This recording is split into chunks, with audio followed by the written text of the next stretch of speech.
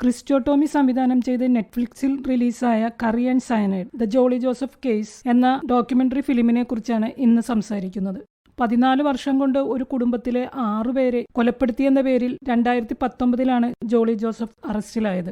കേസിന്റെ വിചാരണ ഇപ്പോഴും കോടതിയിൽ നടന്നുകൊണ്ടിരിക്കുകയാണ്. തോമസ്, ഭാര്യ അന്നമ്മ തോമസ്, മകനും ജോളിയുടെ ഭർത്താവുമായിരുന്ന റോയിയുടെ അമ്മാവൻ മാത്യു, ഇവരുടെ ബന്ധുവായ സിലിയുടെ 2 വയസ്സുള്ള മകൾ ആൽഫൈൻ എന്നിവരാണ് 14 വർഷത്തിനുള്ളിൽ മരണപ്പെട്ടത്.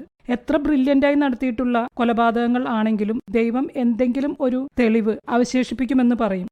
റോയിയുടെ പോസ്റ്റ്മോർട്ടം റിപ്പോർട്ടിൽ പറഞ്ഞിരുന്ന ദഹിക്കാത്ത ഭക്ഷണവും അതിലെ സയനൈഡ് പോയിസനെ കുറിച്ചുള്ള പരാമർശവുമാണ് റോയിയുടെ സഹോദരി രഞ്ജിയുടെ മനസ്സിൽ സംശയത്തിന്റെ വിത്തുപാകിയത്.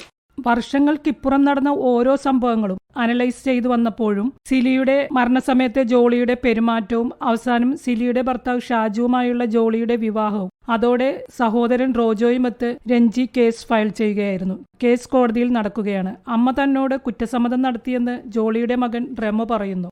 രഞ്ജി, റോജോ, റെമോ എന്നിവരുടെ വാക്കുകളിലൂടെയാണ് മുന്നോട്ട് നീങ്ങുന്നത്. കേസിന്റെ എല്ലാ വശങ്ങളെപ്പറ്റിയും താൻ മനസ്സിലാക്കിയ കാര്യങ്ങൾ രഞ്ജി വ്യക്തമായി പറയുന്നുണ്ട്.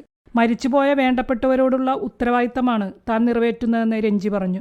അപ്പച്ചന്റെയും അമ്മച്ചിയുടെയും സ്വപ്നമായിരുന്ന പൊന്നാമറ്റം വീട് പുതുക്കി പണിയണമെന്നും അവിടെ താമസിക്കണമെന്നും റോജോ കണ്ണീരോടെ പറഞ്ഞു. കേസിന് ആസ്പദമായ സംഭവങ്ങളുടെ എല്ലാ വശങ്ങളിലേക്കും ഡോക്യുമെന്ററി ചെല്ലുന്നുണ്ട്. നടന്ന സംഭവങ്ങളുടെ തീവ്രത അതേപടി തുറന്നു കാട്ടാൻ ശ്രമിക്കുന്നുണ്ട്. BGM-ഉം ക്യാമറ ആംഗിളുകളും എഡിറ്റിംഗും ഒക്കെ യോജിക്കും വിധം ഒരുക്കിയിട്ടുണ്ട്.